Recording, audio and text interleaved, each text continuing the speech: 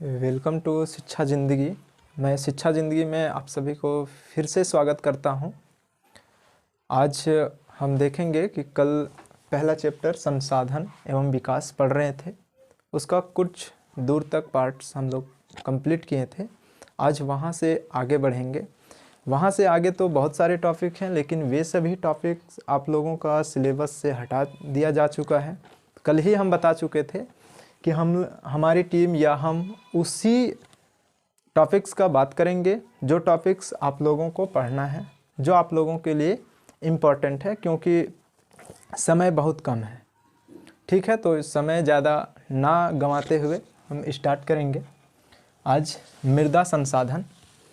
मृदा संसाधन में भी आपको कुछ पार्ट्स जो है वो नहीं पढ़ना है। मृदा का वर्गीकरण में देखेंगे कि मृदा का वर्गीकरण हम लोगों को पढ़ना है। इसको तो लिखा हुआ है कि नहीं पढ़ना है, बट उसमें देख लीजिएगा कि इसमें आपको जलोढ़ मृदा पढ़ना है, लाल और पीली मृदा पढ़ना है, काली मृदा नहीं पढ़ना है, लेटराइट मृदा भी नहीं पढ़ना है, मरुस्थलीय और वन नहीं पढ़ना है। आपको सिर्फ जलोढ़ और लाल मृदा और पीली मृदा पढ़ना है। ठीक है, तो पहले हम लोग इसके बारे में परिचय जान लेते हैं कि मृदा आखिर होता क्या है और इतने सारे मृदा भारत में क्यों है। ठीक है, तो मृदा क्या है? तो मिट्टी हम लोग जानते हैं कि पृथ्वी की ऊपरी परत, जो पृथ्वी की ऊपरी भाग, जो फसलों के लिए, फसलों के उत्पादन के लिए या पेड़ पौधों के विकास के लिए उपयोगी है, उसको हम लोग क्या कहते हैं? मृदा कहते हैं। मृदा का निर्माण कैसे होता है?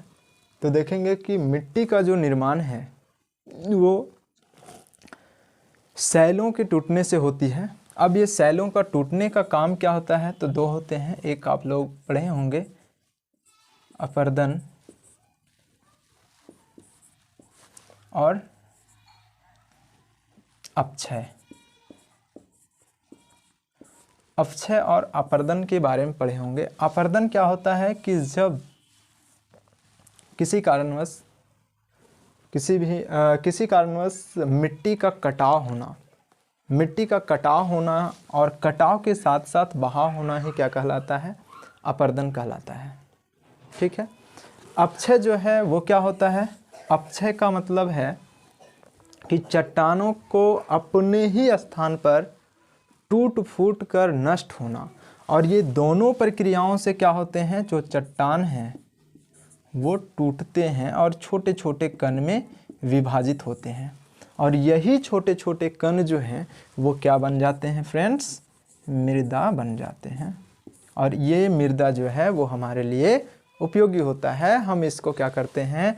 कृषि कार्य करने के लिए प्रयोग करते हैं। ठीक है फ्रेंड्स, तो आपको समझ में आ चुका होगा कि मृदा है क्या। तो पृथ्वी की ऊपरी परत जो फसलों के उत्पादन के लिए उपयोगी है, या भूमि की सबसे ऊपरी परत मृदा है। मृदा का निर्माण कैसे हुआ है? तो मृदा का निर्माण जो है वो चट्टानों की सैलों के टूटने फूटने से होती है, और टूट फूट कर नष्ट होने की क्रिया से होती है। ये क्रिया किन किन प्रकार के होती है, किस प्रकार से होती है? तो एक अपरदन की क्रिया से होती है और एक है आपका अपक्षय। अपरदन बता चुके हैं कि अपरदन का मतलब क्या है कि चट्टानों का या मिट्टी का कटाव होना अपरदन कहलाता है, और चट्टानें जब कट करके, इसमें अपरदन में कटाव और बहाव दोनों होता है। मिट्टी कटता है और वो कटने के साथ साथ बहते जाती है। और अपक्षय का मतलब होता है कि चट्टानों को एक ही स्थान पे, मतलब अपने ही स्थान पे, जिस जगह पे वो चट्टान है वहीं पे किसी कारणवश टूटता फूटता और नष्ट होता है। अब आगे पढ़ेंगे, आगे की कक्षाओं में 11 में जाइएगा तो वहाँ पढ़िएगा अपक्षय के बारे में, अलग से दिया हुआ रहेगा। अपक्षय क्रिया क्या है, इसके प्रकार दिए हुए रहेंगे। बहुत सारे प्रकार भी होते हैं, उतना डिटेल्स में हम लोग अभी नहीं जाएंगे, क्योंकि आप लोगों को ये उतना डिटेल्स में पढ़ना नहीं है। सिर्फ अभी मृदा समझना है, ये आपको यहाँ पढ़ना भी नहीं है। लेकिन हाँ, जब मृदा हम लोग देख रहे हैं तो मिट्टी आखिर है क्या, वो बनता कैसे है, वो हम आपको समझा दे रहे हैं। ठीक है फ्रेंड्स, यहाँ तक समझ चुके होंगे कि अब मिट्टी बनता कैसे है, ये आप समझ चुके होंगे। ठीक है, अब आगे देखेंगे कि मृदा का वर्गीकरण। तो ये जो है मिट्टी का वर्गीकरण आप देख रहे हैं, जलोढ़ मृदा, काली मृदा, लाल और पीली मृदा, लेटराइट मृदा, मरुस्थलीय मृदा और वन मृदा। तो देखेंगे कि इतने सारी मृदा का निर्माण कैसे हो गया भाई। तो हमारे भारत जो है आप पहले से भी जान चुके होंगे, कुछ अन्य लोग जो भी देख रहे हैं इस वीडियो में उनको भी कुछ फ़ायदा होने वाली है, क्योंकि यहाँ हम कुछ ऐसी बात को बताने वाले हैं जो कि आपको कंपटीशन वगैरह में भी पूछते हैं। ठीक है फ्रेंड्स, तो यहाँ क्या आपको हो जाएगा कि भारत जो है, यहाँ हम लोग भारत की मृदा के बारे में पढ़ रहे हैं, क्योंकि आपकी बुक में भारत की मृदा पढ़ना है। तो भारत जो है वो देखेंगे कि क्षेत्रफल के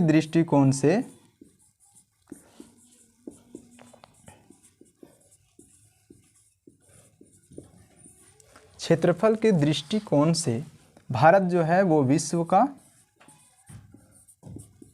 7वां, ठीक है, क्या है, 7वां सबसे बड़ा देश है। और ये इतना बड़ा देश है, इसमें यह भी जान लीजिए कि भारत को क्या कहते हैं, भारत को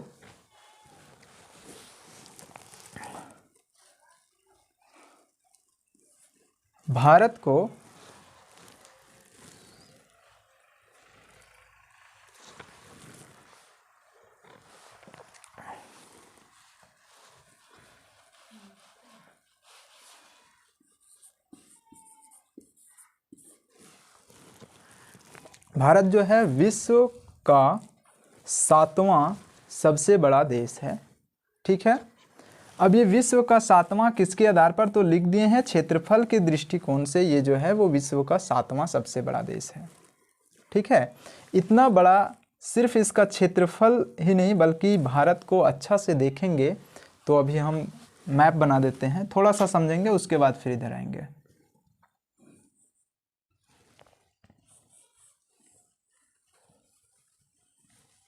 इस प्रकार से है, इमेजिंग कीजिए, नीचे वाला पार्ट बनाए हैं, ऊपर नहीं। तो इसमें हम देखेंगे कि भारत को उपमहाद्वीप भी कहा जाता है।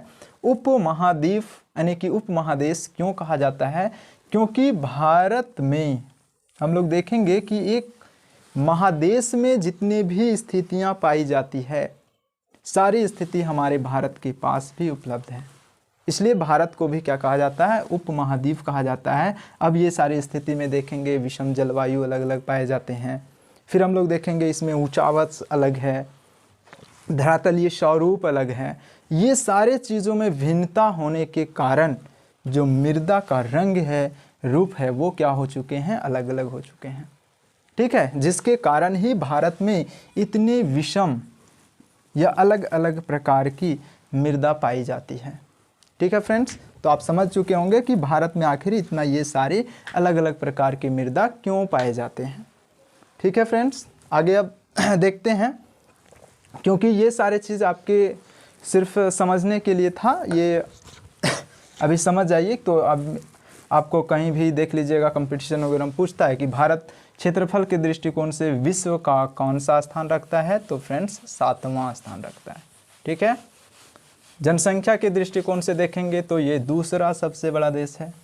ठीक है, चीन जानबे करते हैं जो हमारे दुश्मन भी है और हमसे भी जनसंख्या में आगे है, रहने दीजिए, खैर कोई बात नहीं।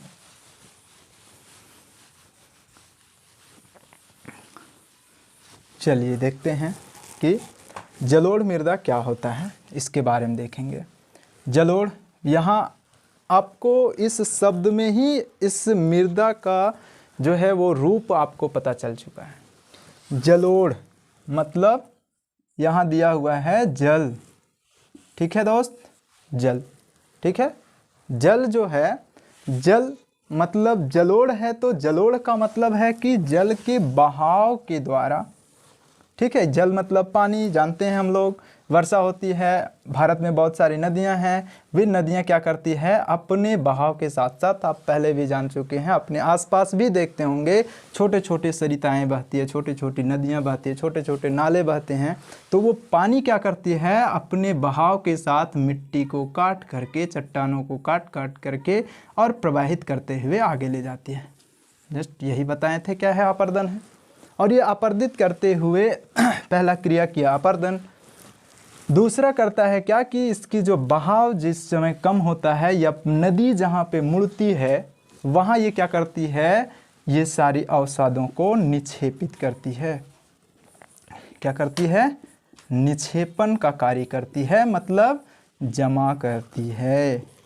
और ये जब इसको जमा करती है तो हम देख रहे हैं कि ये क्या कर रही है, अपने साथ मिट्टी को काट के लाती है और इसको जमा करती है। तो वो आपके क्या बन जाती है, एक मृदा बनती है। और इसके जमाव के कारण, जो निक्षेपण के कारण, नदियों के जल के द्वारा बहाकर लाए गए अवसादों के निक्षेपण से जो मृदा का निर्माण हुआ है उसी को क्या कहते हैं दोस्त, जलोढ़ मृदा।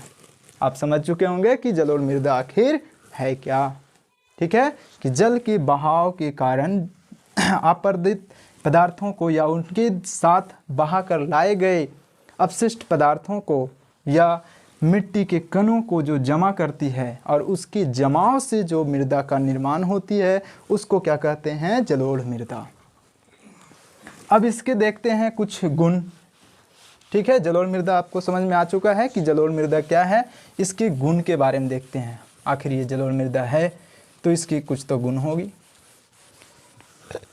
ठीक है दोस्त, बने रहिए हमारे साथ, आपको बहुत सारा फ़ायदा होने वाली है।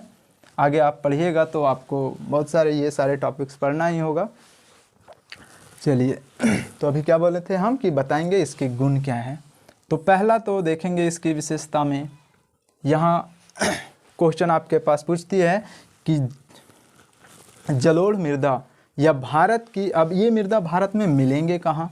तो अभी हम बनाए थे भारत का मैप, आप लोग भी बनाने सीख लीजिएगा। अभी थोड़ा सा मिस्टेक हो रहा है, ये क्लियर हो जाएगी। तो यहाँ हम लोग देखेंगे कि भारत में ये आपका है हिमालय क्षेत्र। यहाँ से बहुत सारी नदियाँ, आप जानते हैं कि भारत की सबसे लंबी नदियाँ कौन सी है, भारत की सबसे लंबी नदी कौन सी है, वो है गंगा नदी। ठीक है, और यही जानिए कि ये जो गंगा नदी है वो हिमालय क्षेत्र से निकलती है। गंगोत्री हिमानी से, और वो अपने साथ बहुत सारे अपशिष्टों को काट कर ले जाती है। और ले जाने के कारण ये क्या करती है, यहाँ पे आप देखेंगे आपका क्या है, कौन सा स्टेट है, आप पढ़े होंगे, देखे होंगे। यहाँ है आपका पश्चिम बंगाल। क्या है, पश्चिम बंगाल। और ये पश्चिम बंगाल में क्या करती है, गंगा नदी, और इधर से आपका एक ब्रह्मपुत्र नदी भी आती है। ये दोनों यहाँ पे क्या करती है, विश्व की सबसे बड़ी नदी डेल्टा का निर्माण करती है। वो क्या है, सुंदरवन डेल्टा। वो क्या है, सुंदरवन डेल्टा।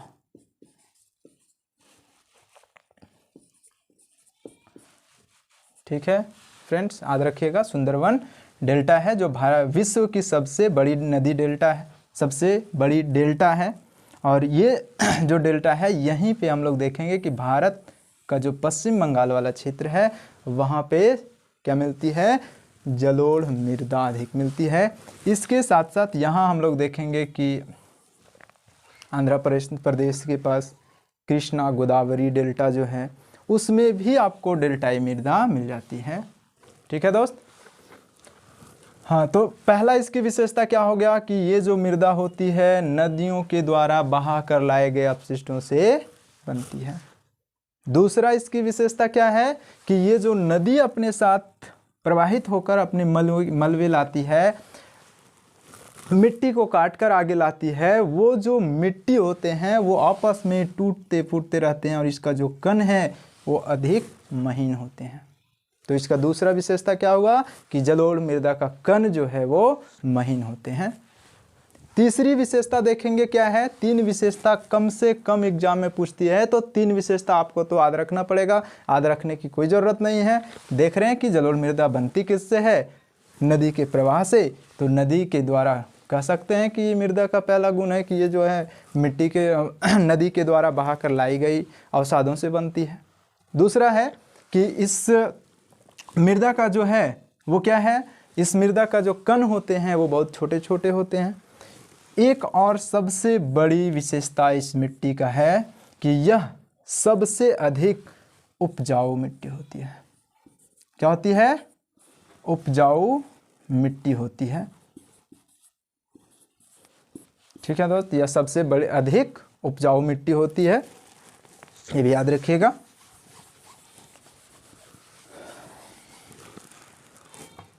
आशा करते हैं कि आपको समझ में आता होगा। इसको इसलिए डिप बता रहे हैं क्योंकि ये आपको पढ़ना है आपके सिलेबस में और ये बहुत इंपॉर्टेंट है, पूछा जा सकता है। आपके पास हम 2 क्वेश्चन में इंपॉर्टेंट बताएं, एक कल बताए थे नवीकरणीय अनवीकरणीय, एक आज बता रहे हैं कि जलोढ़ मृदा भी पूछती है। ठीक है, वहाँ क्वेश्चन क्या पूछती है? जलोढ़ मृदा डायरेक्ट नहीं पूछेगी, वहाँ क्वेश्चन पूछेगा कि भारत के पूर्वी नदी डेल्टाओं पर किस प्रकार की मिट्टी पाई जाती है।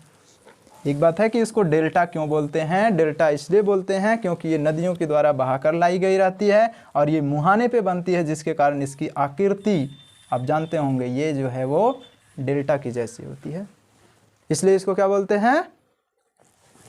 डेल्टा कहते हैं। ठीक है दोस्त, आगे देखते हैं इसकी एक और विशेषता कि ये जो मिट्टी है इसमें पोटास की मात्रा अधिक होती है।